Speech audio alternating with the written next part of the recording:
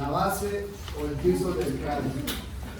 Algunos de ustedes en sus dibujitos, en el MUR viene una imagen donde vienen 3 colores, porque se divide en 3 partes.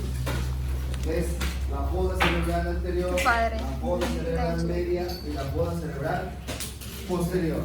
O la base o el piso anterior, el medio y el posterior. Vamos a ver si lo podemos observar acá. No, quita este. Los parietales.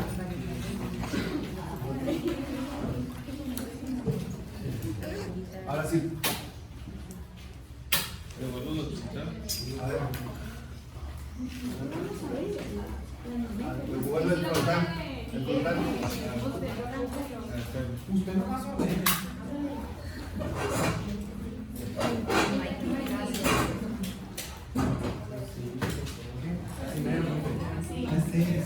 Pues sí, ya nos creo. Ahí está. Ana, sí se ve.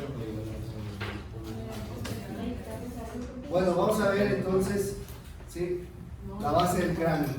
Que ya quedamos que se divide en 3, que se le llaman las fosas cerebrales, que es la fosa cerebral anterior, la fosa cerebral media y la fosa cerebral posterior. Primero vamos a ver los límites. Hasta donde yo le llamo, ¿sí?, la fosa cerebral. Entonces, si alcanzamos a ver acá, ¿sí?, vean qué bonito aquí se ve el murciélago, la mariposa, que es el hueso, ¿sí?, el esfenoides. Este es el cuerpo, esta es la ala mayor y esta es la ala menor, ¿verdad?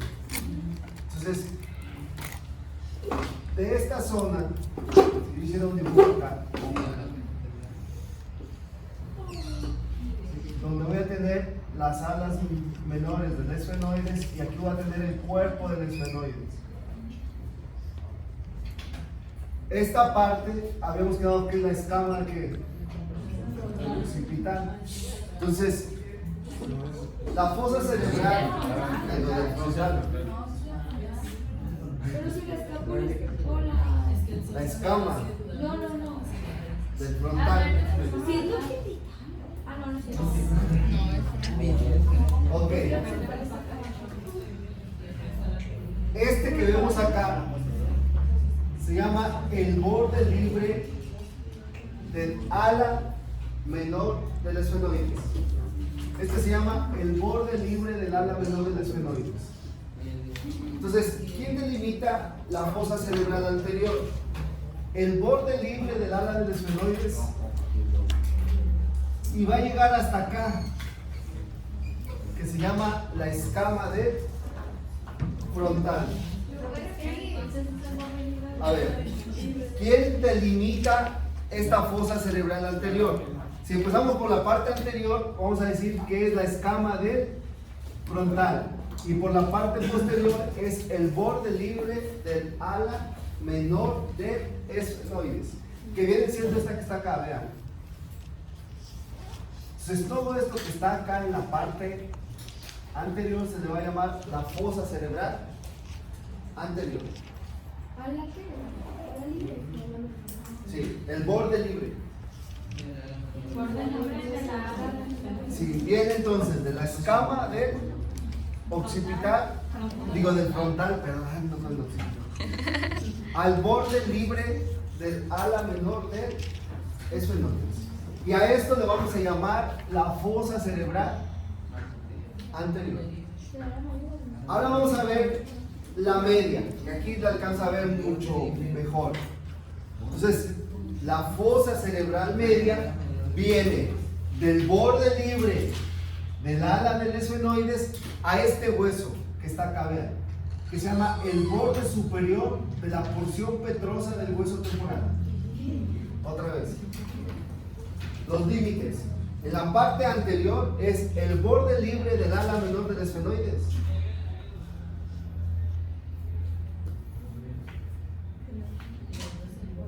Y el otro es el borde superior de la porción petrosa del hueso temporal.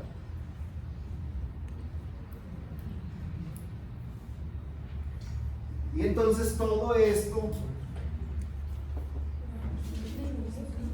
es la fosa cerebral media. Otra vez, borde libre del ala menor del esfenoides al, ¿sí? Borde superior de la porción petrosa del hueso temporal. ¿Cuál era la fosa cerebral mayor?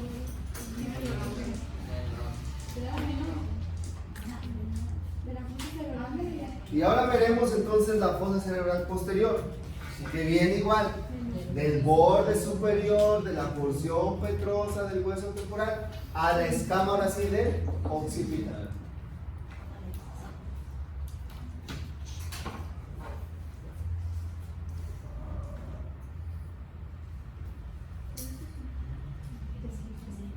Viene del borde superior.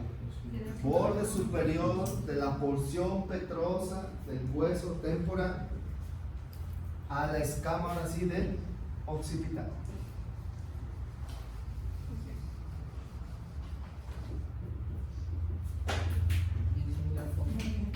Y esa es la fosa cerebral posterior. Veamos ahora qué estructuras se localizan en cada una de esas fosas. Empecemos por la fosa cerebral anterior. Si yo hiciera un corte de esta escama del frontal, voy a encontrar acá una saliente que lo vimos en el techo, ¿sí?, del cráneo. ¿Cómo se llamaba esa saliente?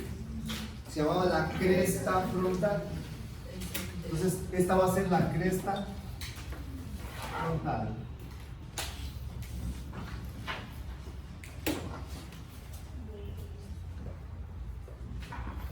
Por abajo de la cresta frontal vamos a tener un foramen, se llama el foramen ciego.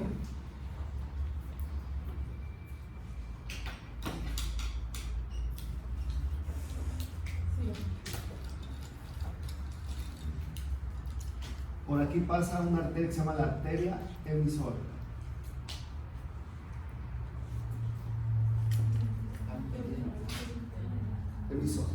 Después, acá sí lo alcanzamos a ver, tenemos una saliente que sobresale. Entonces, como sobresale, dicen que es la cresta de Gallo, o también le llaman cresta de Galli, que forma parte del hueso etmoides. Entonces, esta es la cresta de Galli. Y a un lado de él tenemos una lámina que se llama la lámina cribosa del etmoide. ¿En dónde está la cresta de Galli? En el hueso etmoide. Por abajo del foramen ciego vamos a encontrar una saliente y esa se llama la cresta de Galli, que la cresta de Galli forma parte del hueso etmoides. Estamos viendo las partes del etmoides.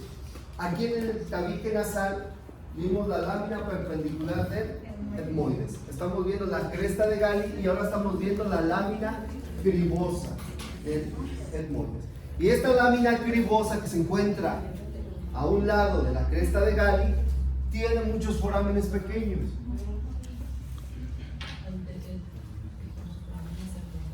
¿Sí? Y esos forámenes pequeños son porque ahí nacen, ¿sí?, las ramas nerviosas del primer par craneal. ¿Cuál es el primer par craneal? El olfatorio. Quiere decir que esta forma parte del techo de las fosas nasales. Y ahí están todas las ramas, ¿sí?, las terminaciones nerviosas donde va a iniciar el nervio olfatorio. De aquí salen algunos autores dicen que son 20 forámenes de cada lado. Se juntan completamente todas y forman un bulbo. Y después del bulbo ya se forma el nervio olfatorio que va a llegar hacia el cerebro. ¿Sí lo entendieron? Entonces, la cresta de Galli y la lámina cribosa del etmoides forman el techo de la fosa nasal. Y que si se dan cuenta está en comunicación con la parte interna del cráneo. Y ahí les va, vean. Esto es súper importante. El techo de las fosas nasales. ¿Por qué? Yo tengo un paciente, ustedes van caminando y van de blanco y atropellan a un motociclista Pero vamos y caminando. cae de cabeza y no trae casco. Y entonces el paciente lo van y lo revisan, y cuando lo revisan empiezan a ver que sale un líquido transparente por las fosas nasales. Escurre mucho líquido transparente y no está llorando. ¿Se acuerdan que les dije que cuando llora por ahí sale la lágrima, porque ahí va el conducto lágrima? En este caso el paciente le está saliendo mucho líquido transparente y eso se llama rinorragia. ¿Y por qué se da? Ustedes cuando ven ese dato clínico después de un traumatismo craneoencefálico, ustedes ya saben que tiene ese paciente. Es más, sin hacerle tomografía, ustedes ya pueden determinar que tiene ese paciente. ¿Qué le pasó a ese paciente? Cayó de cabeza y ¿qué creen que se fracturó? La lámina cribosa del etmoides. Se fracturó, llegó, lesionó la meninges y acuérdense que ahí va el espacio que subaracnoideo por donde pasa el líquido cefalorraquídeo y ese está en comunicación ¿con qué? Con el techo, ¿sí?, de las fosas nasales. Y entonces el líquido cefalorraquídeo ahora por dónde le empieza a salir? Por la nariz. Entonces a mí me llega un paciente que lo lleva a la ambulancia y que dice, lo atropellaron, y en cuanto llega veo que está escurriendo un líquido transparente. Entonces hacemos unas tiras reactivas, le pongo inmediatamente el líquido cefalorraquídeo, yo ya sé que tiene.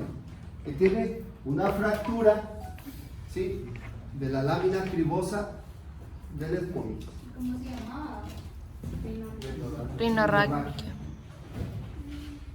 Entonces, cuando se fractura cualquier estructura de esta zona, ¿sí?, se le llama una fractura, ¿sí?, del piso o de la fosa cerebral anterior. Entonces los de la Cruz Roja ya son truchos y dicen, doctor, el paciente trae una fractura de la fosa cerebral o del piso anterior. Pero ahora ustedes más todavía, porque ya van a saber qué hueso está fracturado. Siempre que vean un paciente con traumatismo craneoencefálico y el paciente tenga un signo característico que se llama rinorragia, el paciente trae una fractura de la lámina cribosa del etmoides. Y ya vimos por qué. Bueno, sigamos. Ahora vamos a tener este hueso. ¿Que se acuerdan cuando vimos el hueso frontal que les dije que formaba como si fuera una L?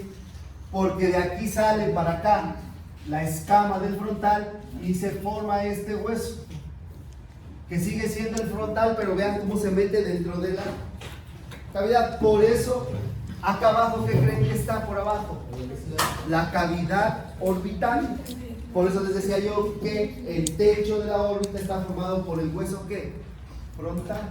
Y esta se llama la porción orbitaria del hueso frontal. Entonces, esta que sale aquí, vean, esta que sale aquí se llama la escama, y esta que está aquí se llama la porción orbitaria del hueso frontal. ¿Sí le entendieron o no? No. Vean, esto que está aquí es la escama del occipital. Digo, del frontal. Ay, no. Y si yo meto mis dedos acá dentro de la cavidad, lo que toco arriba en el techo va a ser la porción orbitaria del hueso frontal. Entonces se dan cuenta, hace como una L, viene acá y luego se mete hacia adentro el hueso frontal, que es todo esto que está acá. Vean, todo esto que está acá es el hueso frontal. Por lo tanto, es un hueso que ahí es muy delgado y también se puede fracturar.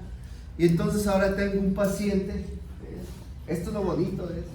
Tengo un paciente con un traumatismo craneoencefálico, el mismo de la moto, pero ahora no tiene rinorragia. Ahora lo que tiene es un signo que nosotros llamamos signo de mapache. porque los ojos se le pusieron así todos morados después de un traumatismo craneoencefálico. Todo alrededor se le pone morado, eso le llamamos el signo de mapache. Es un paciente con un traumatismo craneoencefálico, ¿sí? Y después del traumatismo craneoencefálico, ustedes le ven que todo alrededor en la órbita tiene una equimosis, tiene una coloración morada, se llama el signo de mapache.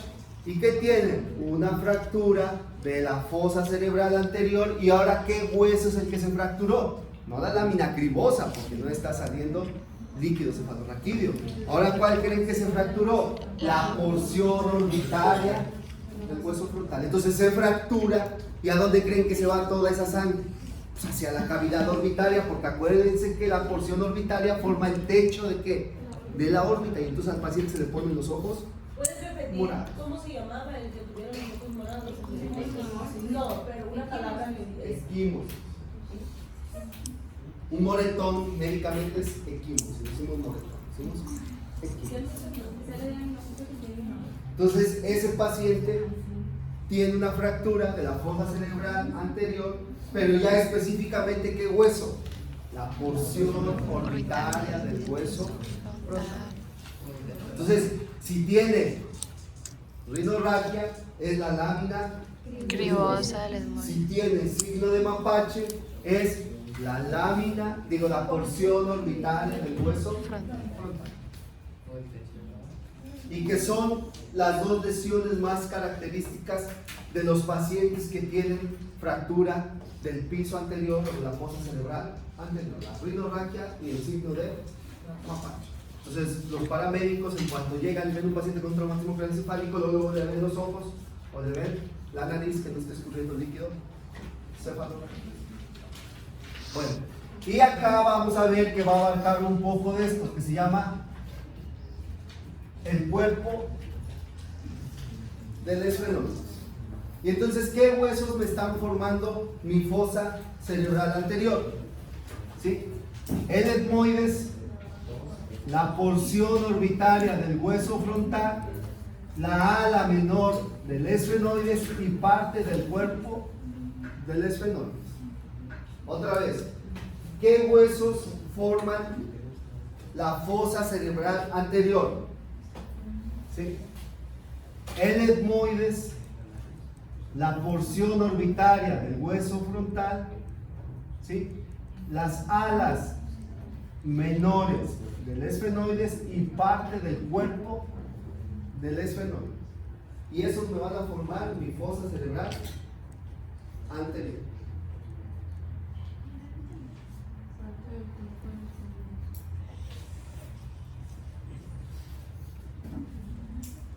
¿Ya? ¿Quién entendieron?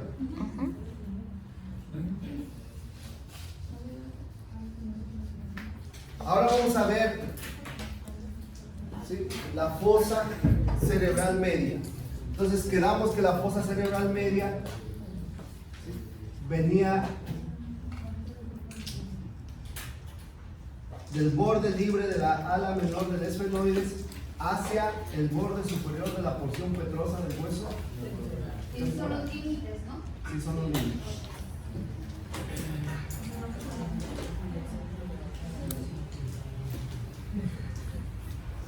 Bueno, vamos a ver qué estructuras vamos a localizar ahí. Primero vamos a encontrar estos cuernitos que se ven aquí. Vean, ¿ya los vieron? ¿Sí? Que forman parte del borde libre del ala menor del esfenoides, y esos se llaman los procesos clinoides anteriores. Procesos clinoides o clinoideos anteriores. Y esto es importante porque cuando veamos las meninges vamos a ver que tenemos varias meninges, y una meninge es la que separa los dos hemisferios cerebrales. Ustedes saben que tenemos dos hemisferios cerebrales, un derecho y un izquierdo, y están separados y unidos por una parte del cerebro que se llama el cuerpo calloso. Y esa separación se introduce dentro de esos dos hemisferios una parte de las meninges que le llamamos la hoz del cerebro.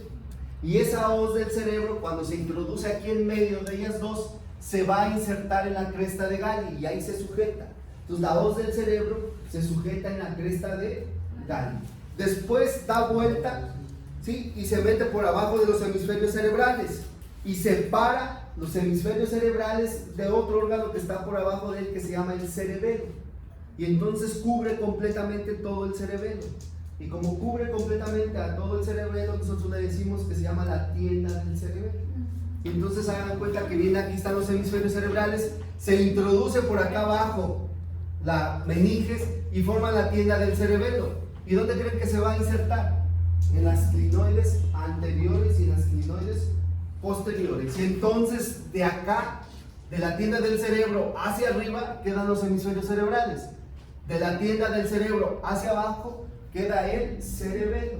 Y entonces algunos autores dicen que se forman también dos fosas, ¿sí? A esta tienda del cerebro se le llama también el tentorio. Entonces dicen que es una fosa supratentorial donde están los hemisferios cerebrales y una fosa infratentorial que está por abajo donde está el cerebelo. Entonces vean cómo está separado. Cuando vayamos a ver el cadáver el lunes, ahí vamos a poder, ahorita se lo están imaginando, pero ahí lo van a poder observar muy bien, pero para que cuando lleguemos ya estén más o menos. ¿Sí le entendieron más o menos? Las meninges se meten en medio de los dos hemisferios cerebrales. Háganse cuenta que aquí tengo los dos hemisferios y en medio va la meninge. ¿Y esta de dónde se va a sostener? De la cresta de Galli, la hoz del cerebro. Luego, estas meninges le dan vuelta a los hemisferios cerebrales y se meten por abajo de él y cubren toda la parte inferior del hemisferio cerebral, y por abajo de esa dura madre queda el cerebelo. Y a esa parte que se dobla hacia abajo se le llama tentorio o la tienda de cerebelo. Y por arriba quedan los hemisferios cerebrales y por abajo queda, ¿sí?, el cerebelo. Y entonces también le llamamos la fosa supratentorial y la fosa infratentorial. Entonces, ¿qué se localiza en la fosa supratentorial? Los hemisferios cerebrales. ¿Qué se localiza en la fosa infratentorial?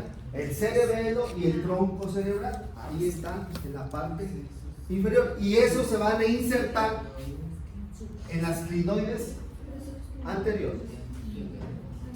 Hablo como en inglés, pero van a ver que después ya se van a decir, sí, sí, ok, entonces ya vimos esas salientes que se llaman los procesos clinoideos o clinoides anteriores. Después vamos a tener esta zona de acá, vean, que se llama el tubérculo de la silla turca.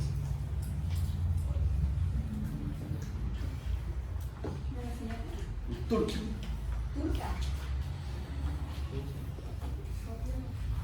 Y por atrás de él tenemos un canalito pequeñito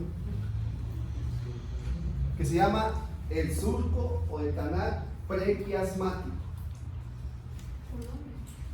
Adelante de él. Adelante tengo el surco prequiasmático. Y este sería el tubérculo de la silla turca. Y esta es la silla turca, vean. Este sería la fosa hipofisiaria. Y esto que está acá es el respaldo de la silla turca. Entonces se llama silla porque es como una silla de montar. Acá es donde se sienta el jinete. El tubérculo es donde se agarra.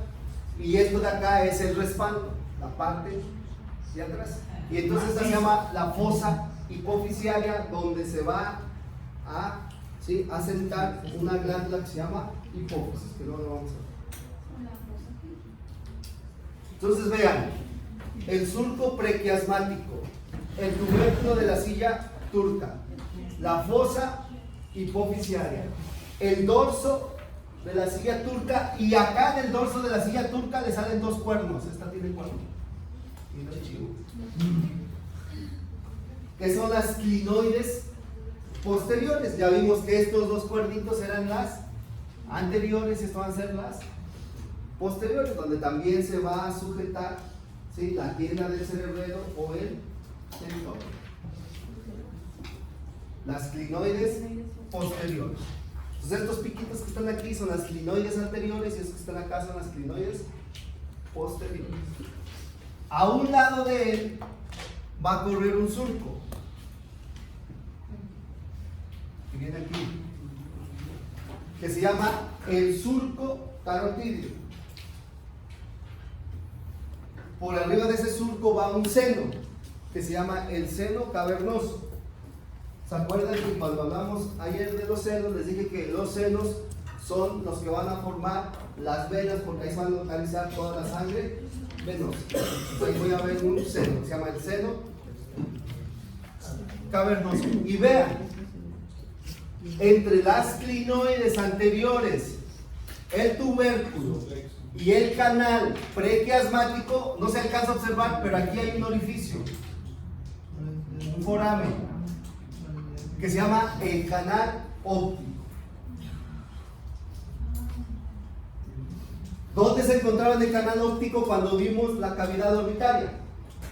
En el ala menor del esfenoides. Entonces aquí están, vean, este es el ala menor y este es el ala menor, y entonces aquí tengo el canal óptico. Cuando salen los dos canales ópticos de acá, ¿sí? Cuando salen los dos canales ópticos, un derecho y un izquierdo, se juntan, se unen y forman el quiasma óptico. Por eso es que este canal que está acá se llama el canal ¿qué? Prequiasmático, porque por atrás de él se van a juntar los dos nervios ópticos y van a formar el quiasma óptico. ¿Y qué pasaba por el canal óptico o el foramen óptico? Dos estructuras: el nervio óptico y la arteria oftálmica. Si este se llama el canal carotídeo, ¿quién cree que va ahí? La carótida interna. Y cuando llega a esta zona da una ramita que se llama la oftálmica. Entonces la oftálmica es una rama directa de la carótida interna. Ok, entonces acaba la arteria carótida interna y ahí también se forma un seno venoso que se llama el seno cavernoso. Entonces en este canal tengo el seno cavernoso. Acuérdense que siempre va una arteria y va una vena. En este caso, en el surco coronal, digo, en el surco carotídeo, este seno cavernoso es el que lleva la sangre venosa. Acuérdense, porque ahorita vamos a ver algo más. Este es el ala mayor del esfenoides. ¿Y qué se localizaba entre el ala menor del esfenoides y el ala mayor del esfenoides? La fisura orbitaria superior. ¿Y quién pasaba por la fisura orbitaria superior? El par general número ¿qué? 3, 4. A ver, ¿cómo se llama el 3? Óculo motor. El 4, troclear. El 5, ¿qué parte del 5? 5, 1.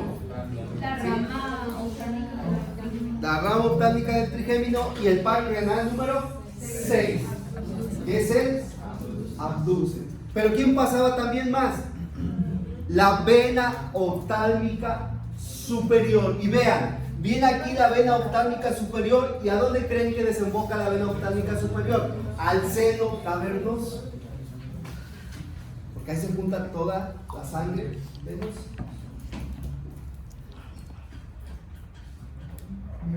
Todas las venas desembocan en el seno. Todas las venas desembocan en los senos que vamos a estar viendo. Entonces ya vimos los 6 primeros pares craneales. Si ustedes se dan cuenta, que ni cuenta se dieron. Aquí vimos el primer par craneal, ¿sí?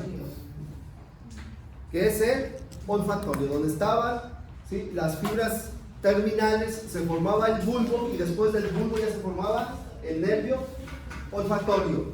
Acá estamos viendo ¿cuál? El segundo par craneal. ¿Que cuál era el segundo? El lóbulo. Ya vimos que salía de la retina, formaban el nervio óptico, se juntaban los dos y forman ¿qué? El quiasma óptico. Y por esta fisura orbitaria superior vemos que pasa ¿quién? El 3, el 4, 5, 1 y el 6. Ya llevamos 6. Si se dan cuenta, entonces esta fisura orbitaria superior está comunicando, ¿sí?, la cavidad orbitaria externa con la cavidad intracraneal. Se comunican, porque por ahí sale. ¿Hasta ahí vamos bien?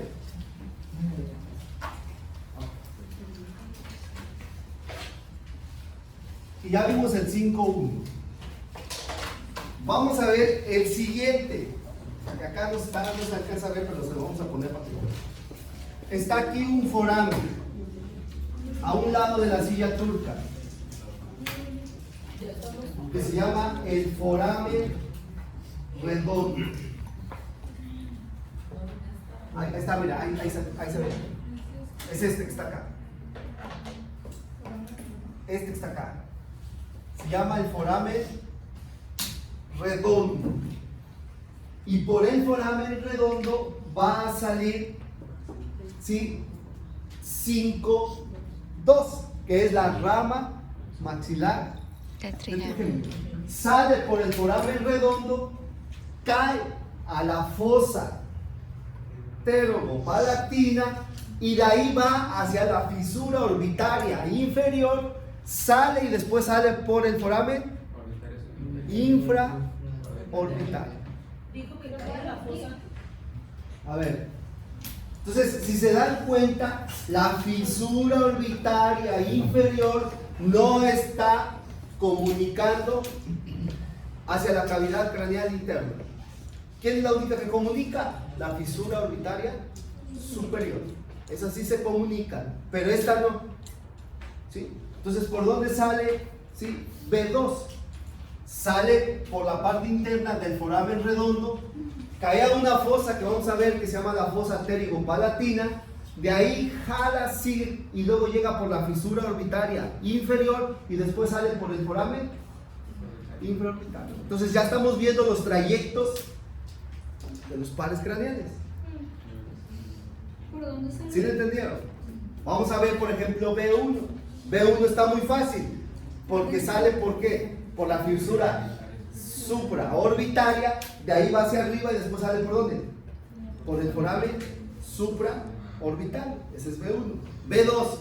B2 sale de la cavidad craneal por el foramen redondo, cae a la fosa pterigopalatina, sigue su trayecto, sale por la fisura orbitaria inferior y después por el foramen infraorbital. Después vemos este que está acá, que también se encuentra, si se dan cuenta, estos están en el ala mayor del esfenoides. Este que está acá se llama el foramen oval. ¿Y ahí quién creen que va a salir? La que nos falta, ¿cuál era? 5.3. Entonces ya vimos 5.1 por la fisura orbitaria superior, 5.2 por el redondo y 5.3 por el oval. Ese se llama el foramen oval.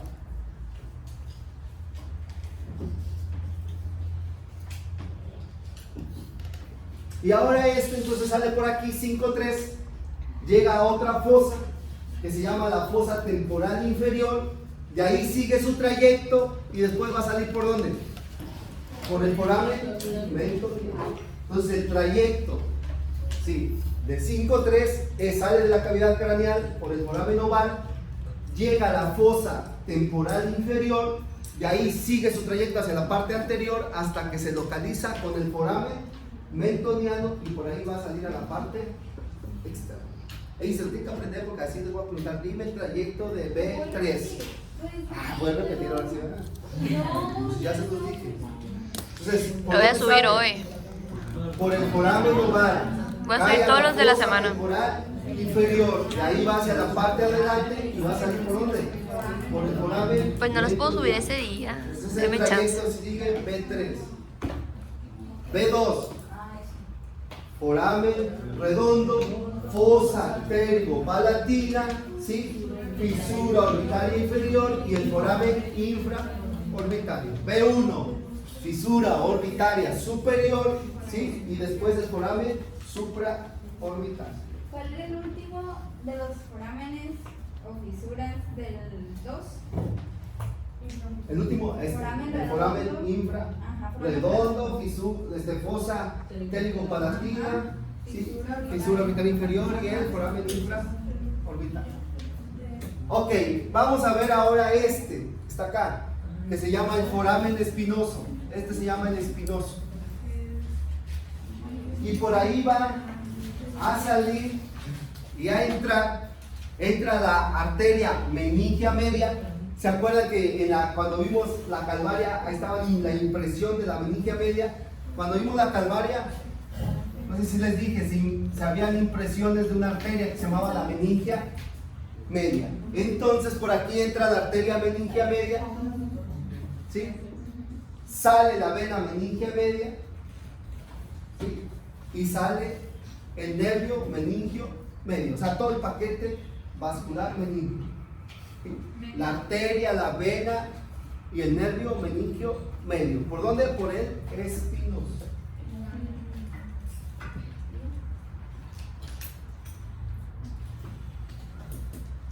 Mira, que vean qué bonito se ve aquí. El tubérculo, acá adelante estaba el canal prequiasmático, esta es la silla, el respaldo, y estos piquitos son las clinoides posteriores. Ok, hasta ahí vamos bien. Después llegamos a este hueso que es una saliente, ¿ya vieron? Que se llama la porción petrosa del hueso temporal. Algunos autores le llaman el peñasco del temporal, es lo mismo. Se van a escuchar que dicen, es el peñasco del temporal, o la porción petrosa del hueso temporal. Nosotros vamos a quedar con la porción petrosa del hueso temporal, es lo más actual. Es que es lo más actual. La porción petrosa del hueso temporal. Y entonces esta porción petrosa del hueso temporal tiene dos partes. Acuérdense que quedamos que este era el borde, ¿qué? Superior. Y entonces tiene una cara anterior y una cara posterior. Vamos a ver primero esta cara, que es la cara anterior. Y vamos a ver que en esta parte de acá hay una saliente. Esta saliente se nota así porque ahí está el conducto semicircular anterior, que cuando veamos el oído interno vamos a ver los conductos. Pues ahí se ve el conducto semicircular anterior. Y esta saliente se llama la eminencia arcuata.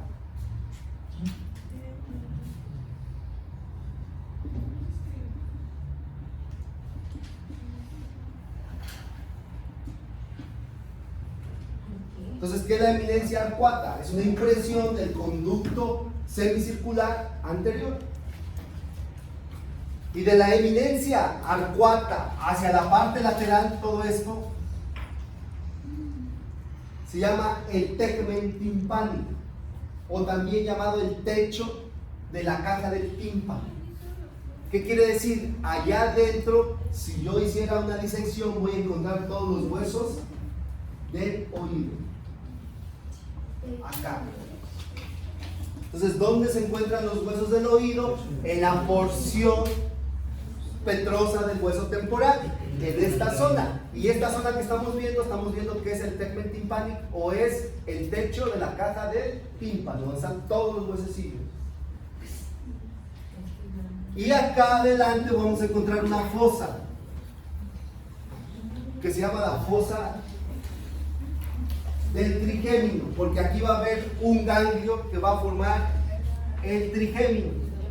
Entonces la fosa trigeminal, que está por delante de la eminencia arcuata, en la cara anterior de la porción petrosa del hueso temporal. Es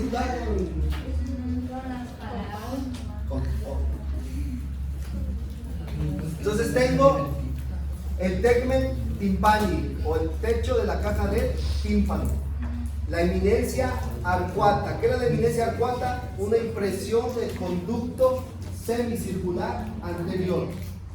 Y después tengo acá esta fosa que se llama la fosa trigeminal, donde va a estar un ganglio que es el ganglio del trigémino, que antes se llamaba el ganglio de Gassel, que es el ganglio del trigémino.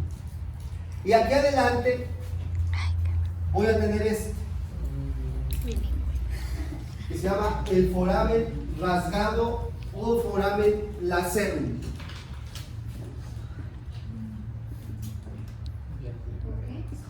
O rasgado. foramen. ¿Y quién entra por este foramen?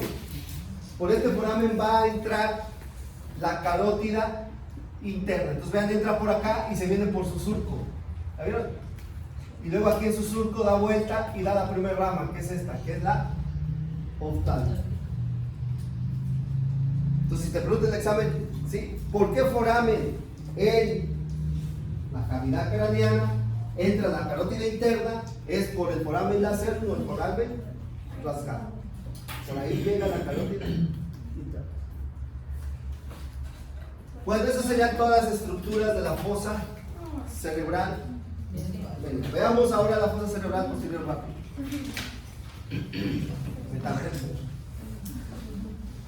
Pero es mucho. 40 minutos. Ahora vamos a ver la cara posterior de la porción petrosa del hueso temporal. Ya vimos la cara anterior, ahora vamos a ver esta. Y vean que ahí se ve, alcanza a verlo luego esto. Es otro foramen. Ese se llama el foramen del conducto auditivo interno. ¿Se acuerdan que en la cara lateral ya habíamos visto el foramen del conducto auditivo externo? Ahora estamos viendo el foramen del conducto auditivo interno. Y por ahí van a pasar dos pares craneales, que es el 7 y el 8. ¿Cuál es el 7? Facial. Y el 8, vestíbulo coclear. El vestíbulo coclear es el nervio del oído. Y aquí que teníamos la caja del tímpano donde se encuentra el oído, entonces por ahí entra para ir a inervar el oído, ¿sí? Y por acá sale también el nervio facial. Entonces ya vamos hasta el par craneal número 8. Ya vimos el 1, el 2, el 3, el 4, el 5, el 6 y el 8. ¿Por dónde sale? Ahora estamos viendo que el 7 y el 8 salen por el foramen del conducto auditivo interno. Ahora vean esto bonito. Ahora tienen al mismo de la moto. Es el mismo. Pobrecito, ya lo estamos matando. Pasa todo.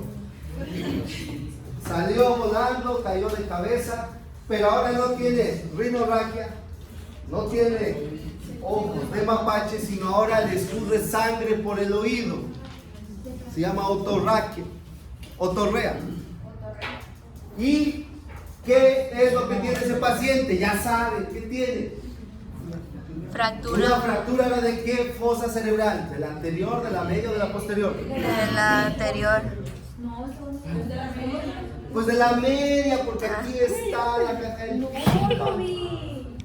Y ahora, ¿qué hueso está fracturado? La porción petrosa del hueso temporal. Ahora, si quieres ser más específico, ¿qué parte de la porción petrosa del hueso temporal? El tegmen timpánico, porque es el techo de la caja de tímpano. Entonces se perforó y está sangrando y toda la sangre se está saliendo por la cavidad del oído. ¿Y hacia dónde está viniendo? Hacia afuera. Entonces el paciente tiene salida de sangre por él. Oye, entonces pónganse truchos, porque cuando vean uno de esos no saben qué hacer, pero ya saben qué tiene. ¿Qué le hago? No sé, pero ya sé qué tiene. Ya es ganancia. A lo mejor Entonces, si sale sangre por el oído, ya van a saber que la fosa cerebral afectada es la media. Así que tienen. El hueso fracturado es la porción petrosa del hueso temporal y más específicamente el tegmen timpánico o el techo del. Ok, vamos a ver ahora este que está acá, vean. Y ese se llama el foramen yugular. Y este foramen yugular, como su nombre lo indica, es donde se va a formar la yugular interna. Y por ahí van a pasar los pares craneales 9, 10 y 11. ¿Cuáles son esos? ¿Cuál es el 9? ¿Cómo se llama el 9?